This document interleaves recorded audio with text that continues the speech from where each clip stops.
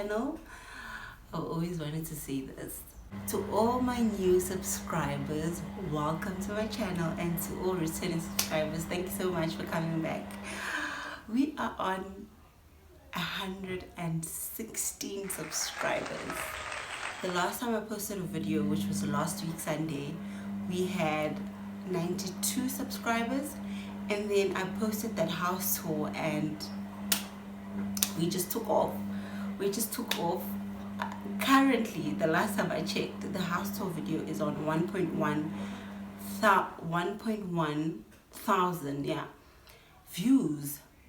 That is wild. I never ever thought. I know people say this all the time, and when they say this I roll my eyes, but I never thought I would get so many views out of that video. Like I thought maybe like max was gonna be like 200 views, and then 1,000 views, 1,000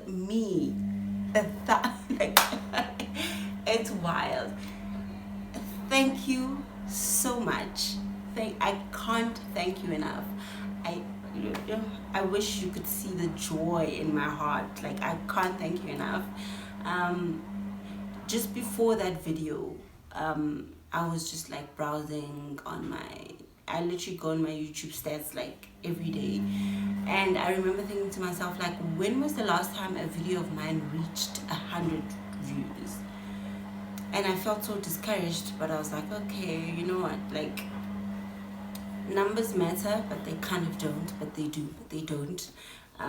So I was like, I'm gonna keep creating, as I am still creating. I guess views as the kind of views that I want, but I'm so grateful that even 30 people are viewing my videos, and then God was just like, child, Kalela, 100 views, let me give you 1,000. And I am forever grateful. I love this platform. I've been on it for 6 months and I really enjoy it. The growth is slow.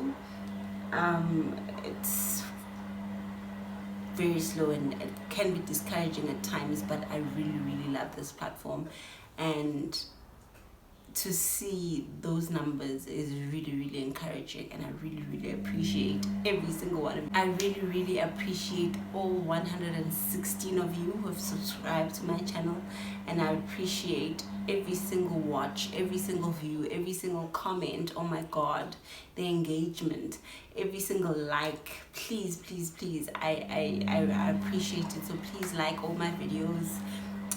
It helps boost my content, and it helps recommend it to other viewers as well. So it's like sharing essentially. So please like, please comment, please subscribe, please share. I honestly, from the bottom of my heart, I'm thankful and I appreciate every single one of you. So let's get into today's video. Today's video is about 5 financial mistakes that I've done in my 20s. I'm turning 30 next year. Still blows my mind to this day. Like, how am I a 30-year-old? I'm excited about like the idea of growing older, but the reality of it is that why? why? Anyway. Today's video is about the 5 financial mistakes that I've done in my 20s. This is my last year of 20s, guys. No, it's not my last year. Next year is my last year of 20s. In my 20s rather. But yeah, I am so grateful to God that He's kept me this far. This whole week I was just like thinking of how blessed I am. Like, I'm really blessed, and it's taken a while for me to get to a point where I realize how blessed I am. This year has been such a weird year, and I've kind of like had to sit back and take stock and realize God has been gracious, God has been good, God has been the provider that he promised he would be, God has been the protector that he promised he would be. Like, God has been good. Just the other week, like 2 weeks back, I was driving from home, from KZN, and I'm getting teary just thinking about it. And I got a tire burst because of a massive pothole. And I was just thinking to myself, just because of the car, not even the car, like the tires that I have in my car, we were able to drive to the nearest garage because nobody was stopping. I stopped for a while on the side of the road, and there were 2 cars behind me that saw what happened, but nobody stopped. And I was just like, you know what, I'm just gonna like drive to the nearest garage. And I'm so grateful for things like that, like that it didn't even turn into an accident. Like, my daughter and I are fine, we're safe, we're healthy. Also, just last week, I was so sick. Like, I was so sick. I was sleeping the whole day. And now I'm fine, I'm healthy, I feel great and alive in my body, and that is such a huge blessing. I'm so sorry. That is not the point of this video, but I'm just so grateful.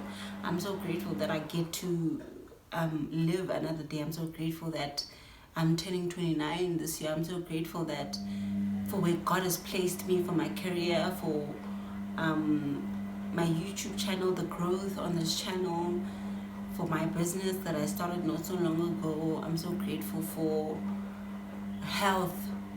I'm so grateful for life, that I still have my family, that I have friends. I was just thinking this morning how difficult it is for me to make new friends, but I have friends, and I have new friends, which is wild. Like, God has been so good. God has been so good to me, and I honestly can't thank him enough. But that's not the point of this video. God. That's not the point of this video. The point of this video, like I said, is the 5 financial mistakes I've made in my 20s. And yeah, let's get into it. So the first one, and I know this might sound controversial or whatever, but having a baby was the biggest, not only financial mistake, but the biggest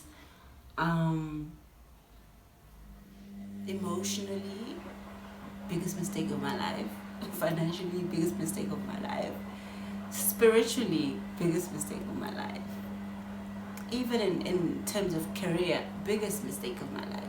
Because if you've watched a video about falling pregnant during my internship, you'll understand why. Financially, Aibo isn't gonna visa, like, it's wild. So, like, guys, I don't care. This is this channel, I bear it all. I don't mince my words. I don't, especially about motherhood, because so many times we've been lied to about motherhood. I got on this journey like very ill prepared, because I thought it was just gonna be bliss from the day as I laid my eyes on my daughter until and it's been like one heck of a ride, let me tell you that. So motherhood is, it's the worst hood I've lived in, let me tell you that, because I will knew. So financially it's rough. I just got a letter from her school just the other day about school fees next year. We are barely in December, and I'm already worrying about next year's school fees because they're bumping it up. Okay, everything is being bumped up, and like, I'm paying close to 2,000 rands. It's 1,950 rands to be exact for a school fees next year. that is outside of anything else, outside of food, outside of clothes, outside of swimming, because I really, really think swimming is important. If you can afford it, please. Water safety is important. Outside of swimming, outside of extracurricular activities, outside of entertainment, like the list, outside of hair, outside of toiletries, because she's also got eczema and her things are expensive. So nje, kids are expensive. Like, kids are expensive. So that was definitely the worst financial mistake of my 20s, because I fell pregnant when I was 24. 24. Was I 24? It seems like such a long time ago. But just, and number 2 is buying Lee Morgan pots. I don't know what I was thinking. I was going through a phase in my life where I was just nesting, and I wanted like quality pots, and actually I was influenced by one of the YouTubers who has Lee Morgan pots, and I was like, actually it seems like an adult thing to do, to buy expensive pots. But now I am stuck with a debit order every month of 1 point something, because I thought it was a good idea to buy 2 sets of pots at the same time. So it's wild. And the term for the pots is like 30 months. Excuse me. Like, what was I thinking? But at least the first set I'm paying off in February next year, because I decided to increase the debit order. But the other one that I got like 2 months down the line, I'm still paying the minimum, and I don't think I'll be able to pay it off as soon as I want to. But I will push and I will try, because the thing is with me, I hate having debt with all my life, because also of the type of contract that I have with my employer at the moment. So I don't have leave. So if I take time off, it's unpaid leave. And if there's anything that prevents us from opening that day, I won't get paid.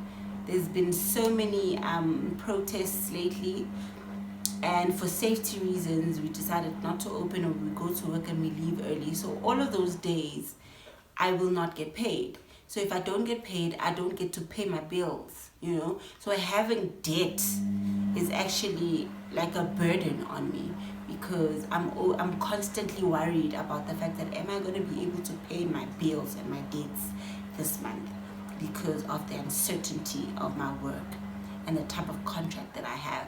I've had months where I've worked the full month, which is great, but I've also had months where I've had to stay at home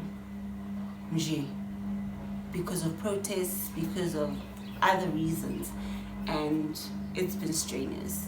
So getting those pots for me was just the biggest mistake, because, and why are they so expensive? Those pots are like 18k, and when you sign up, you're just thinking, I'm only going to pay like 700 rands or 400 rands a month. Hibo like wild. And to top it off, like, the quality is not great. When I was away, Mozambique, that other week, I left aunt, and she burnt one of them, and I thought I would soak it in vinegar or whatever that people recommend. That thing hasn't come off, and it's been like 3 months or something, and I'm just like, I'm questioning the quality of these pots, and I'm questioning if they're actually worth 18,000 rands, right? So the third mistake that I made was buying the car that I have now. Granted, I bought it cash, but I just had to service it the other day, and Mercedes, they quoted me 21,000 rands, and I was like, nah, there's no way. And then I went to another like service franchise place, and they quoted me 18,000 rands, and I was just like, nah, I only have this amount of money. Please just do everything ezonela kule mali enginayo, because I won't be able to afford 18,000 rand. So as much as I love this car and I don't regret buying, okay, regret is such a heavy word. I love this car, right? And I wouldn't say I regret buying it, but there's definitely a thin line. There's definitely a thin line. The baby's here. Definitely a thin line. Definitely a thin line.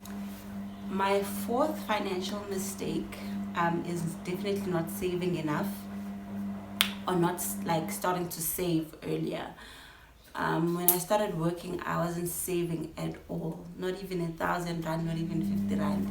I absolutely don't know what I did with my money, because when I started working, it was just me. It was just me. All I had to do was pay rent, transport, buy food for myself, and that was it. I can't point a single thing in my first year of working, or outside of buying my bed, because I think that was the most expensive purchase that I made.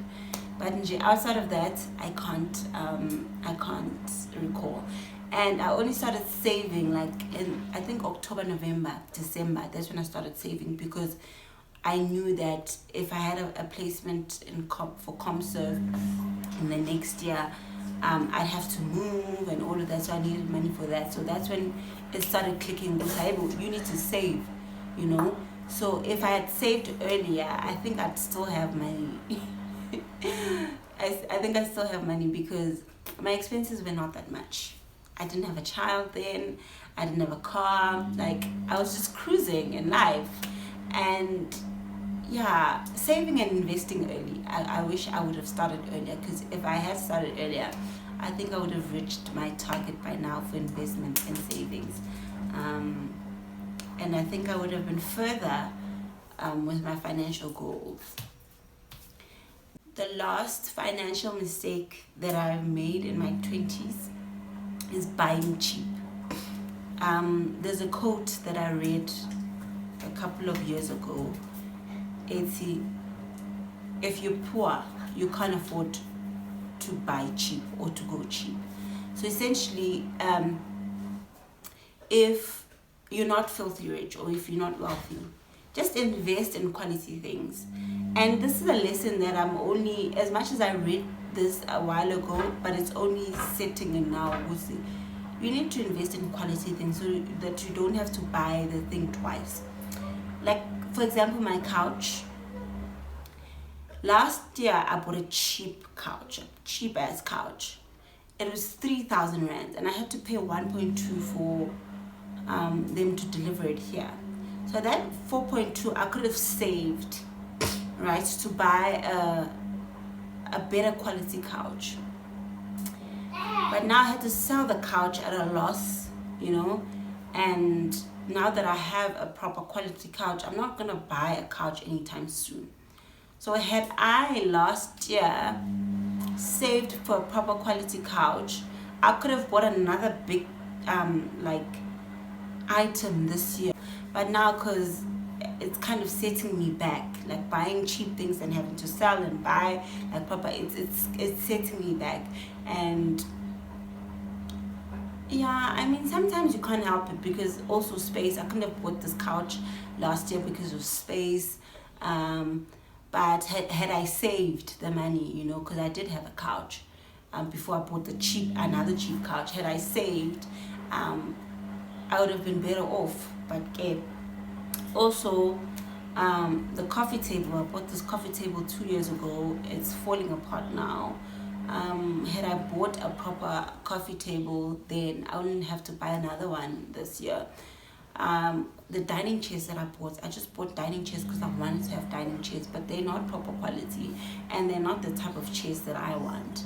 So it's things like that. Like now I'm gonna have to spend at some point again more money to buy quality chairs that I want. So it takes time to learn these lessons, but it also takes money, which is sad. But I mean, I'm kind of learning to forgive myself for these financial mistakes, because I'm also very hard on myself when it comes to finances. I feel like I should get it right all the time, and it's definitely not like that. It's a work in progress, and I'm getting better. And another thing I feel like that's limiting me is this scarcity mindset. I think after being unemployed for it wasn't a long time. It wasn't really a long time, but it felt like a long time. But being unemployed for that long kind of put me in a mental space that said, you need to hoard, you need to, like, what if you don't get a job, or what, so I'm always kind of in a scarcity mindset. I think that's also like a bonus point, because being in a scarcity mindset it has set me back financially, because also, and I'm learning and realizing this, that money is very spiritual. Money is psychological as well. So if you think you don't have it, kind of feels like you don't have it. And if you feel like unayo, it kind of shows. And I know that for somebody who hasn't realized this, it sounds stupid, because it also sounded stupid to me when I first heard it, but it really is. Money really is my baby. Money really is spiritual, and I'm kind of learning to walk in abundance and walk in the fact that I will never be without money. Like someone said, once you've tasted imali, once you've tasted the idea of having imali, you will always chase for it. And it's true. So yeah, guys, I hope you enjoyed this video. I hope it was helpful for you. I hope it wasn't too long, and yeah, I hope you guys stay. All my new subscribers, I hope you stay, and I hope you enjoy my content here. And please don't forget to like, comment, subscribe, and share. I hope to see you on the next one. I love you. Bye.